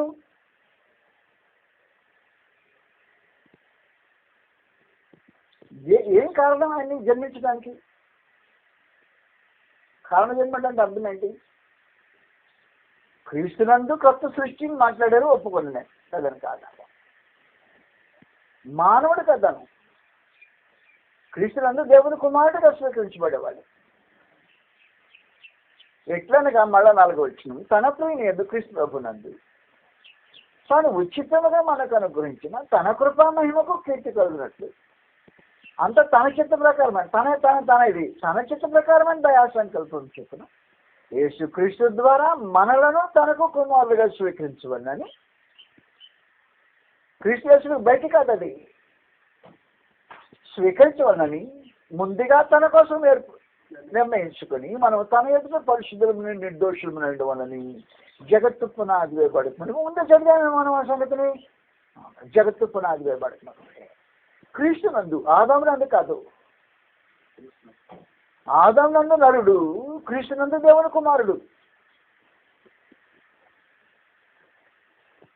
ఆదామునందు అందరూ పాపం చేశారు, క్రీస్తునందు దేవుని కుమారుడుగా నీతిగా తీర్చబడ్డారు. గ్రంథం చదువు ప్యాంక్ మీదుగా. 28వ వచనం 1:28. 1:28 ఏముంది? ఏముంది నేను అక్కడ చదువు? ఏముందో బైబిల్ లేదండి దగ్గర. ఏమని చదువు?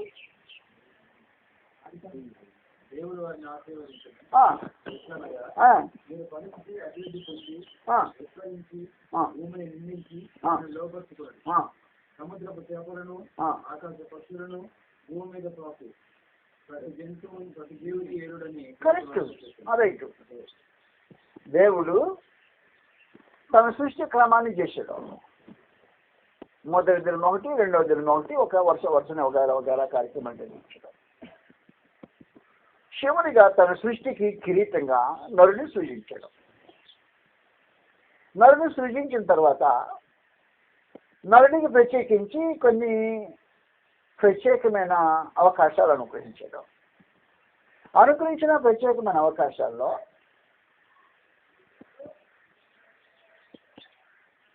వృక్షజాలాన్ని అంటే ఆహారాన్ని ఏమో వృక్షంలో దయచేసాడు.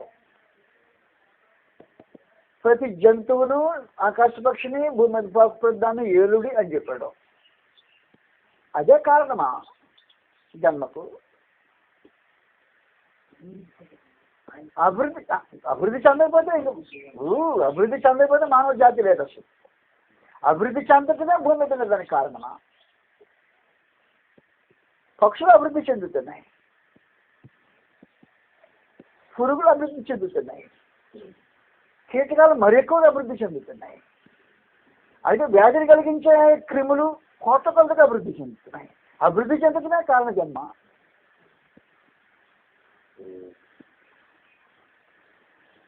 అభివృద్ధి చెందుతున్న కారణ జన్మ. కారణ జన్మ అంటే ఎట్టుండాలంటే, నీవు లేకపోతే దేవునికి గతి లేదు అన్నట్టు ఉండాలి. దానికోసం జన్మించాడు అన్నట్టు ఉండాలి. నీవు లేదనుకో, నీవు లేకపోతే దేవునికి ఏం లేనట్టుగా ఉండాలి. వాస్తవానికి సంగతి ఏమంటే, సృష్టిగా దేవుడు నలుడు దేవుని మహింపరచవలసిన వాడే ఉన్నాడు. రోమీయులకు రాసిన పత్రిక 1వ అధ్యాయంలో 18వ వచనం నుండి సమాచారం రాబడింది. రోమీయులకు 1వ అధ్యాయం 18వ వచనం నుండి, దుర్నీతి చేత సత్యమును అడ్డగించు మనుషుల యొక్క సమస్త భక్తిహీనత మీదను దుర్నీతి మీదను దేవుని కోపము పరలోకం నుండి బయలుపరచబడుచున్నది. మీరు చదివింది గమనించి ఉంటారు అనుకుంటా. దేవుని కోపం దేని మీద? దుర్నీతి మీద, భక్తిహీనత మీద, మనిషి మీద కాదు. మనిషిని ప్రేమించుతున్నాడు దేవుడు పరలోకం నుంచి.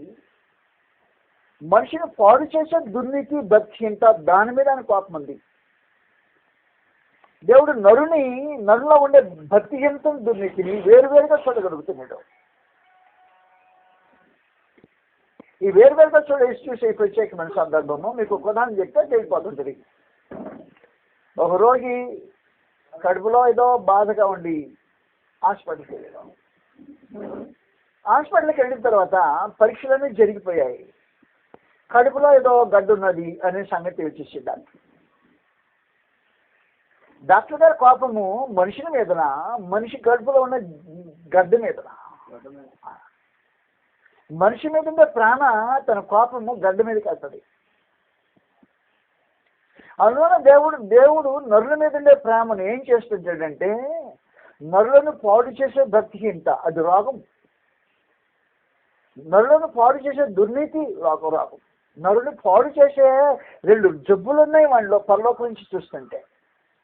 ఆ చూసినప్పుడు నరుడు వేరే, నరుడు లోపల ఉండే జబ్బులు వేరే అని చూసాడు. ఒక డాక్టర్ చూసినట్టే చూసాడు కరెక్ట్గా. మనిషి వేరే, రోగి వేరే, రోగం వేరే. రోగం బాగు చేస్తే ఇక రోగి కాకుండా ఉంటాడు విశేషమైన సార్. కనుక నేరుగా డాక్టర్ యొక్క కత్తి కడుపుకు వస్తుంది, కానీ ముందు ఈ కడుపుకు వస్తుంది, ఆ గడ్డలో పోయడానికే వస్తుంది, చంపడానికి వెళ్ళా. అందువల్ల కోపం ఎక్కడికి వెళ్ళిందండి? నేరుగా ఈ కడుపులో ఉండే ఈ గడ్డ ఎంతకాలం అయితే ఉంటుందో ఈ మనిషికి క్షేమం లేదనే ఉద్దేశంతోనే నేరుగా తన దృష్టి అంతటిని దాని మీదకి నడిపించేసి బయట ఇన్ఫెక్షన్ చేస్తాడనుకోండి, ఓపెనింగ్ చేస్తాడు అనుకోండి, కానీ నేరుగా తన దృష్టి గడ్డ మీదకి వెళ్ళగలుగుతుంటుందో. పరలోకని దేవుని కోపము నరుల మీద కాదు బయలుపరచబడుతుంది, వారి భక్తిహీనత మీద, దుర్నీతి మీద.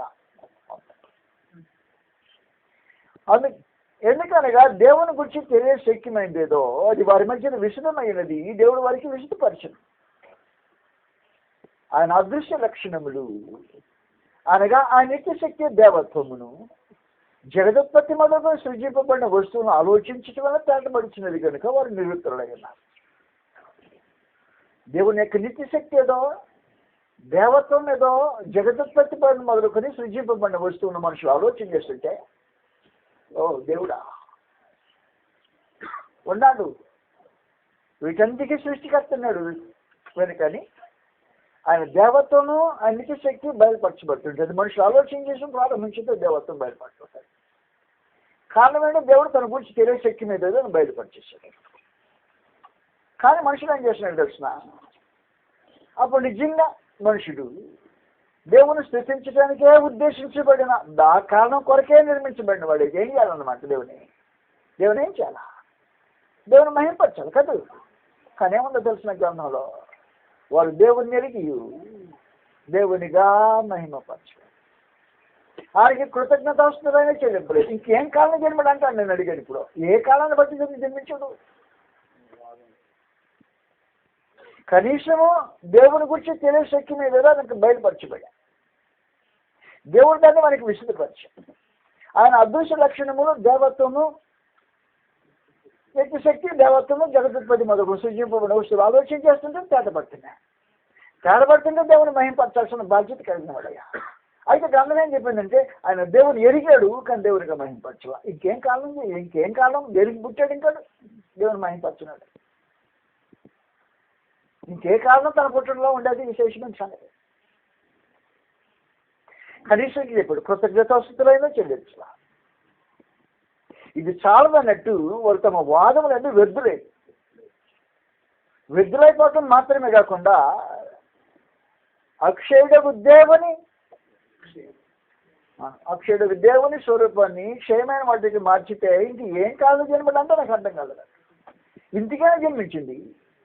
దేవుని క్షయమైన రూపాన్ని మార్చేసి అక్షయమైన దాన్ని పూజించడానికి ఈ కాలాన్ని బట్టి జన్మించింది. అతను దానికైనా జన్మించాడు. క్షయమైన దేవుని విసర్జించి అక్షయుడాన్ని పూజ చేయడానికైనా జన్మించాడు.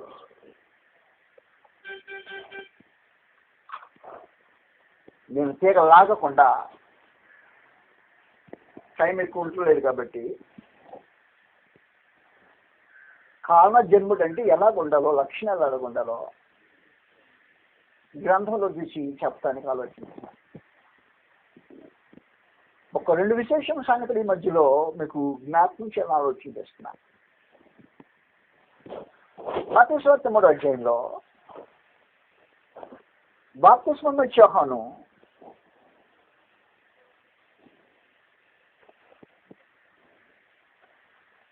తన దగ్గరకు వచ్చిన వారికి బోధిస్తున్నాడు.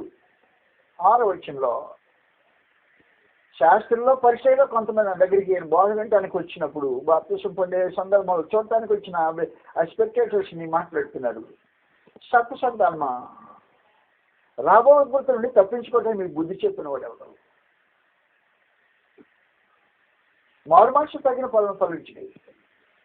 అబ్రహాము మాకు తండ్రి అని చెప్పుకున్న మీలో మీరు చెప్పుకొని మొదలు పెట్టుకోవచ్చు. దేవుడి రాళ్ళ వల్ల అబ్రహాం పిల్లలు పుట్టించగలరు. ఏది పెద్ద విశేషమైన సంగతి. నువ్వేమో అబ్రహాం సంతానమైన విశేషంగా ప్రత్యేకంగా చెప్పుకోవచ్చు సమాచారం ఏమైనా. నువ్వు పుట్టకపోతే రాళ్ళ చేత పుట్టిస్తాడు కావాలంటే. నీ విశేషం ఏంటండి? నువ్వేం పెద్ద కారణం జన్ముడివి? ఏ కారణాన్ని బట్టి నువ్వు ఉన్నావు ఇక్కడ అని అడిగేశాడు. నువ్వు కాకపోతే రాళ్ళతో పుట్టిస్తాడు, రాళ్ళ చేత పుట్టిస్తాడు అబ్రహాం. అందువల్ల నేనుంటేనే దేవునికి గతి, నేను లేకపోతే దేవునికి గతి లేదు అంతానికి మనిషి దగ్గర ఏం లేదు. కారణం ఏంటంటే ఈ రాళ్ళ వల్ల పిల్లలు పుట్టిస్తాడని చెప్పేసి. రాళ్ళ వల్ల పిల్లలు పుట్టించగలిగేవాడు నేనే గతి అంటే ఎక్కడ కుదురుతుంది? లూకాసు వార్త 19వ అధ్యాయంలో అలాంటి ఒక సిమిలర్ ఇన్సిడెంట్స్ ఒకటి ప్రత్యేకించి జరుగుతుంది.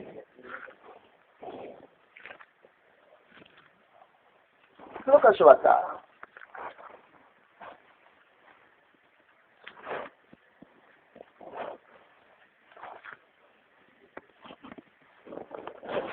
19వ అధ్యాయం. ఇది 19వ అధ్యాయం. లోక 19వ అధ్యాయం చదువుతాం కొన్ని వచ్చిన అక్కడ.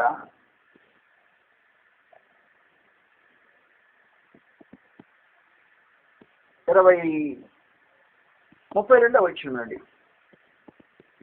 పంపబడిన వారు వెళ్ళి ఆయన తనతో చెప్పినట్టే కనుగొని ఆ గాడిద పిల్లను విప్పుచుండగా దాని యజమానుడు, మీరు గాడిద పిల్లను ఎందుకు విప్పుచున్నారని వారిని అడిగి, అందుకు వారు, ఇది ప్రభువునకు కావలసినదండి. తర్వాత వారు యేసునొద్దకు దాన్ని తోడుకొని వచ్చి ఆ గాడిద పిల్ల మీద తమ బట్టలు వేసి యేసును దాని మీద ఎక్కించి ఆయన వెళ్ళుచుండగా తమ బట్టను దారి పొడవునా పరిచిరి.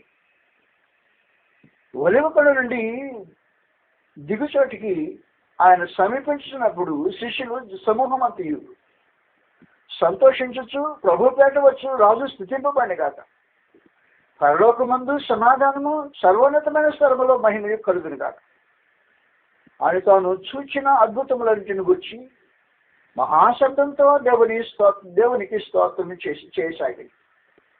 ఆ సమూహంలో ఉన్న కొందరు పరిసయ్యులు, బోధకుడా నీ శిష్యులను గద్దింపమని ఆయనతో చెప్పగా ఆయన వారిని చూచి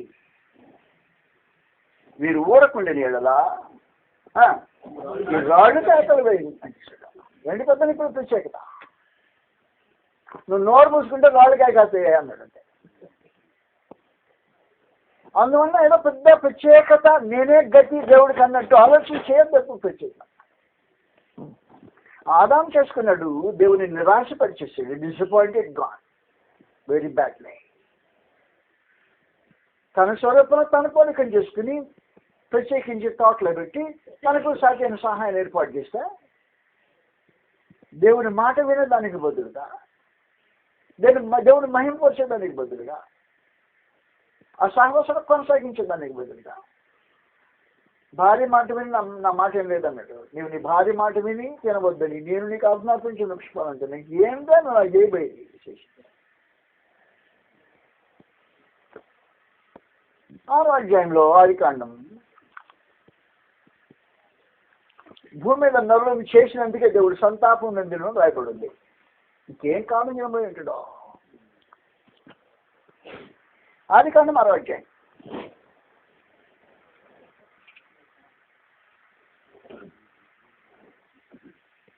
5వ వచనంలో 5వ వచనం నరుల చెడుతనము భూమి మీద గొప్పదని.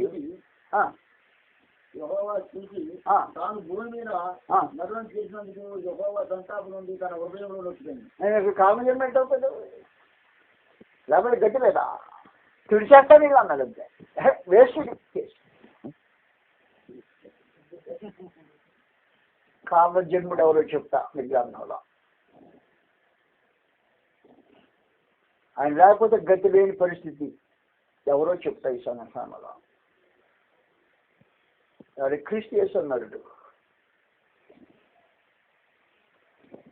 క్రీస్తు యేసు నరుడు లేకపోతే దేవుని యొక్క సంకల్పం కొనసాగదు, దేవునికి మార్గం ఉండదు. ఆయన కామజన్ముడు. వరుసనే ఒక్కొక్క సంగతి లేఖనాల నుంచి చూస్తుంటాం ఈ సందర్భం ప్రత్యేకించి.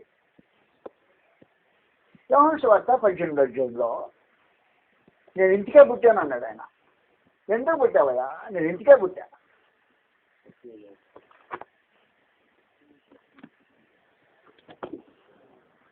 యోహాను సువార్త 18వ అధ్యాయం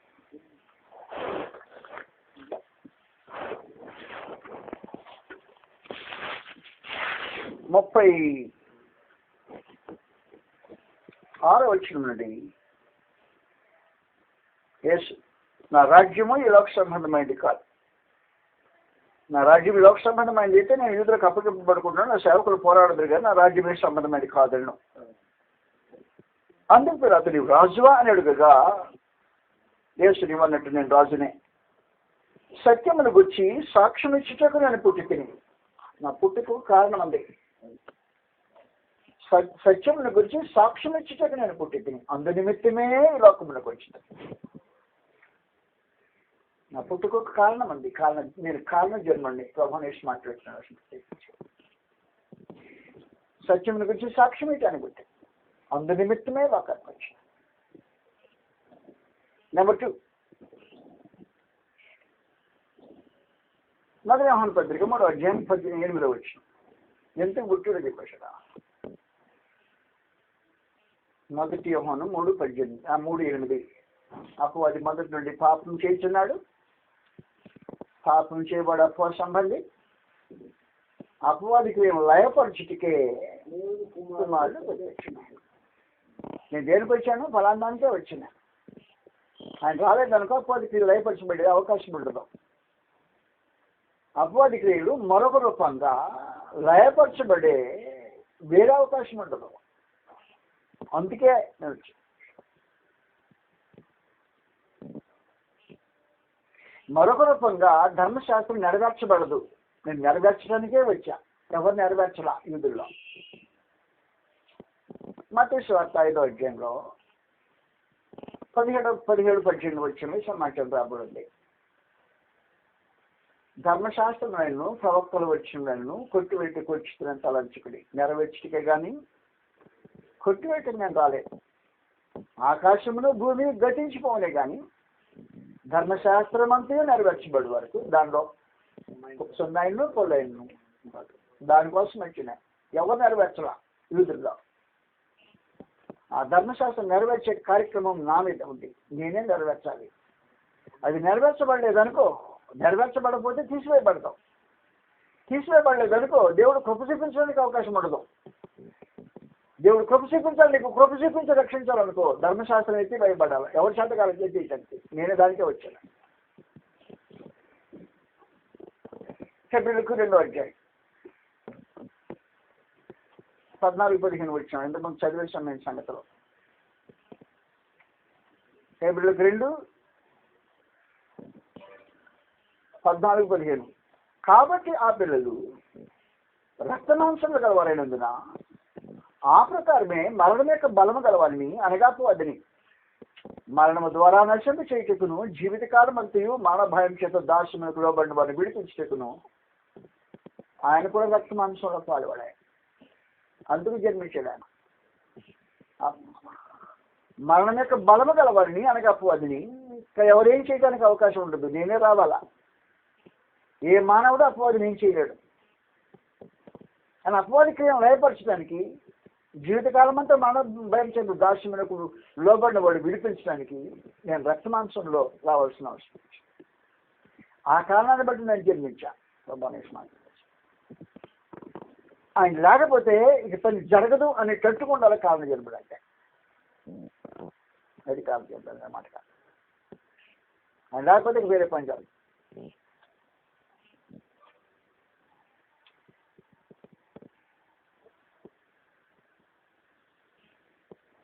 నశించిన దాన్ని వ్యాధికి రక్షించడానికి వచ్చా. లోకాసు వార్త ఇందాక చదివా మనం 19వ అధ్యాయం 30వ వచనంలో. దానికోసం నేను వచ్చింది భూమి మీదకి. అలాంటి కారణం ఒకటి ఉంది నా జన్మకు కనుక. 1 తిమోతి 1వ అధ్యాయం 15వ వచనం. పాపులు రక్షించటకు క్రీస్తు యేసు లోకములకు వచ్చాను. అదంటే అలాంటి ఒక కారణం ఒకటి ఉంది నిర్ధావటానికి. అలాగ ఉండాలి కారణం జన్మడంటే గ్రంథం ప్రకారం.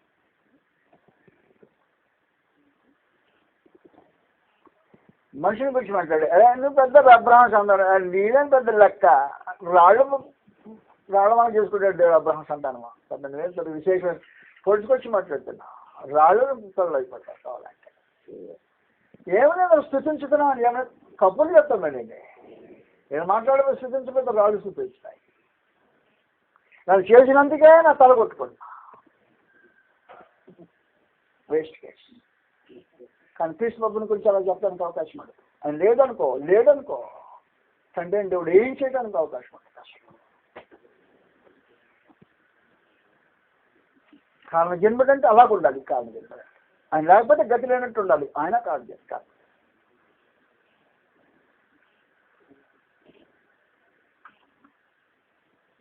ఆయన మనకు సమాధానం అయింది. క్రీస్తు ప్రభు మధ్యలో సమాధానం కాకపోతే దేవునికి మనుషులకు సమాధానం చేసే వేరే మార్గం ఉంటుంది. ఆ శత్రుత్వం వల్లగా మిగిలిపోతుంది. రాసిన పత్రిక 5వ అధ్యాయంలో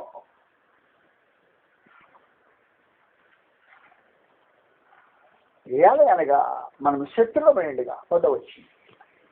ఆయన కుమారుని మరణం ద్వారా మనతో సమాధానపరచబడిన వారిని. దేవుని కుమారుడు లేదనుకో, దేవునితో మనుషులు సమాధానపరచబడే వేరొక మార్గము నేనే చోవ. 5వ అధ్యాయం 10వ వచనం. 2 కొరింథీ 5వ అధ్యాయంలో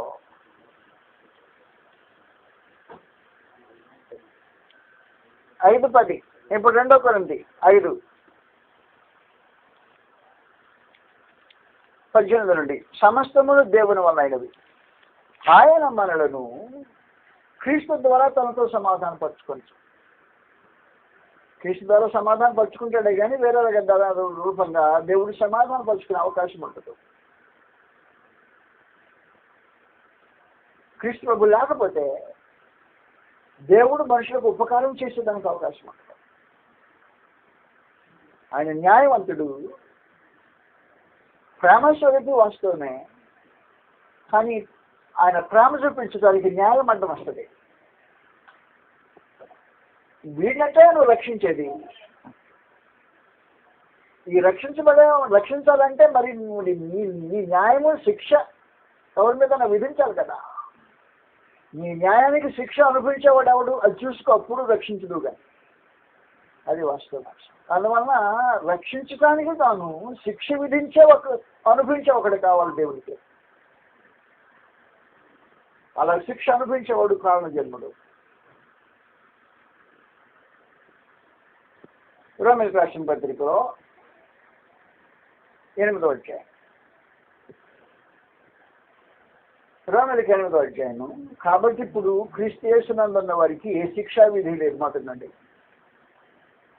క్రీస్తు యేసునందున జీవం ఇచ్చే ఆత్మ యొక్క నియమము పాప మరణము నియమం నుండి నన్ను విడిపించింది. ఎట్లనగా ధర్మశాస్త్రం ఏది చేయజాలకపోయినాం, అది క్రీస్తునందు దేవుడు చేస్తున్నాడు. శరీరం అనుసరించి నడుచుకొనక ఆత్మను అనుసరించే నడుచుకొని మనం ధర్మశాస్త్ర సంబంధమైన నీతి విధి నెరవేర్చబడమని దేవుడు తన సొంత కుమారుని పాప శరీరాకారంతో పంపి పాపమునకు శిక్ష విధించడం. ఆ శిక్ష విధింపబడకుండా దేవుడు రక్షించడానికి అవకాశం ఉండదు. క్రీస్తు కారణ జన్ముడు. తిరిగి 2 కొరింథీ 5వ అధ్యాయంలో 21వ వచనం, ఏలయనగా మనము ఆయన యందు దేవుని నీతి యొగినట్లు పాపం ఎరుగని ఆయనను మన కోసము పాపము చేసి, మన కోసం ఎవరో ఒకరు పాపంగా కావాల్సిన అవసరం ఉంది. ఆ పాపము శిక్ష అనుభవించాల్సిన అవసరం ఉంది. దానికోసం జన్మించిన వాడు క్రీస్తు కారణ జన్ముడు. కనుక కారణ జన్ముడు అనే ఒక భావన ఎలాగ ఉండాలంటే, నేను లేకపోతే నీకు గతి లేదు అన్నట్టు ఉండాలి. ఆఖరి రోజు మీకు సంగతి తెలుసు, సమస్తం సిద్ధపడి వచ్చేసాడు. పేతురు నీకు దూరం కావాలంటే కాదంటే సాతాను నాకు నా వెనక్కి పొమ్మన్నాడు. యెరూషలేముకి వెళ్ళి పాపిష్ఠమైన మనుషుల చేతికి అప్పగించబడి శ్రమపడి అనేక హింస పెట్టుబడి చనిపోయి మృతులు లేపబడాలి అన్నాడు. కానీ ఆఖరి గడియ వచ్చింది. తన శరీరమే తను పెనుగులాటం మొదలెట్టి, నువ్వు ఎట్టబోతూ పోతావు సరే ఆశ్రమ, నేనెట్ట సహించబోతాను దేహం అంటే మరి. అప్పుడు ప్రార్థన చేశాడు, నీకు చిత్తమైతే తొలగించాడు అనుకో ఇక మనుషులే రాగాల తగ్గిందంట. ఆ గిన్నె తొలగించబడితే మనుషులకే గతి నరకిస్తాడు. దేవుడి చేతులకే నేను సంగతి ఏం లేదు. నీ చిత్తమైతే గిన్నె నా గురించి తొలగించు, ఆయనను నా ఇష్టం కాదు, నీ చిత్తమే సిద్ధించి కాక. నేను తాగకపోతే తొలగిపోదా, నువ్వు తాగకపోతే తొలగిపోదా, నన్ను డిసప్పాయింట్ చేయకు అన్నట్టు. తండ్రి గారు సంపూర్ణంగా కృష్ణ యొక్క బలి మీద ఆ రాత్రి ఆయన తీర్మానం మీద ఎదురు చేసేవాడు. క్రీస్తు కారణ జన్ముడు. ఆయన లేకపోతే గతి లేదు అన్నట్టు ఉండాలి అంతే సంగతి. అలాంటి వాడు కారణ జన్ముడు అవుతాడు. మనుషుడు అలాంటి వాడు కాదు. నువ్వు మహింపరచలేదు అనుకో, లెక్కలేదు జమ లేదు. కారణం ఏంటో తెలిసిన, ఆకాశంలో దేవుని మహిమను వివరిస్తుంది. నువ్వేందుకు పెద్ద మహింపరిచి దేవుని ఎరిగేమో దేవునిగా మహింపరుస్తున్నాడు. నీ మీద నేను ఆధారపడితే, నా మహిమ కొరకు నీ మీద ఆధారపడితే నేనేమైపోతాను. ఆకాశంలో దేవుని మహిమ వివరిస్తుంది. మహిమపరచబడటానికి దేవుడు మనుషుల మీద ఆధారపడాలి. ఆయన సృష్టి మనిషి కంటే ఎక్కువగా దేవుని ఘనపరిచేటట్టుగా ఏర్పాటు చేసి పెట్టాడు. కీర్తన 148 వచ్చాయి. కీర్తన 148 అధ్యాయంలో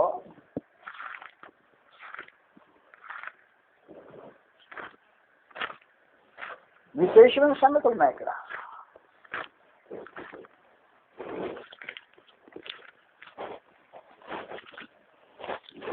కీర్తనలో 142 వచ్చి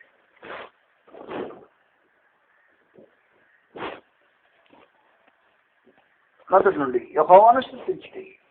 ఆకాశ నివాసులారా ఆ, యెహోవాను స్తుతించుడి. భూనివాసమే పెద్ద అక్కర్లా, ఆకాశ నివాసులు ఉన్నారు యెహోవాను స్తుతించుడి. ఉన్నత స్థలములారా నివాసులారా ఆయనను స్తుతించుడి. ఆయన దూతలారా మీరందరూ ఆయనను స్తుతించుడి. ఆయన సైన్యములారా మీరందరూ ఆయనను స్తుతించుడి. సూర్యచంద్రులారా ఆయనను స్తుతించుడి. కాంతిగల నక్షత్రములారా సూర్యచంద్రులకు ఆజ్ఞాపించాడు, కాంతిక నక్షత్రాలకు ఆజ్ఞాపించి సృష్టించడానికి. నువ్వు సృష్టించకపోతే ఏమంటే ఇప్పుడు ఏమంటా, నువ్వు సృష్టించకపోతే ఇప్పుడు ఏం జరిగింది, తగ్గిపోయిందంటావు? ఏం తగ్గిపోయింది? నువ్వు కృతజ్ఞతలు చెల్లించేవాడు కదా, నువ్వు తగ్గిపోయి సృష్టించకపోతే ఇప్పుడు నేను నష్టమే లేదు. ఇప్పుడు అసలు ఎంతమంది ఉన్నారు సృష్టించడానికి? చదువుశక్తి వెనక్కి మీద యెహోవా ఆజ్ఞ అవి పుట్టేను. అవి యెహోవా నామమును స్తుతించును. సృష్టించను కాక అవి పుట్టే నువ్వు పుట్టావు, అవి సృష్టిస్తున్నా నువ్వు సృష్టించట్లా. నీ ఏంటి నీ వల్ల నాకు వచ్చే లాభం? నిన్ను సృష్టించా, వాటిని సృష్టించా, అవి సృష్టిస్తున్నా నువ్వు సృష్టించట్లా. నీవేదో పెద్ద కారణం నువ్వు ఎడపోస్తావు అంటున్నావే, ఏం కారణం అని పోస్తావు? అందువల్ల ప్రత్యేకించి ఒక కాన్సెప్ట్ మీరు జాగ్రత్తగా అర్థం చేసుకుంటే, ఈ ఏర్పాటు క్రీస్తునందు జరిగింది. గుర్తుపెట్టు, నువ్వు క్రీస్తునందు దేవుని కుమారుడు అయిన తర్వాత నీ జన్మకు ప్రత్యేకమైన కారణం, నువ్వు నూతన జన్మకు.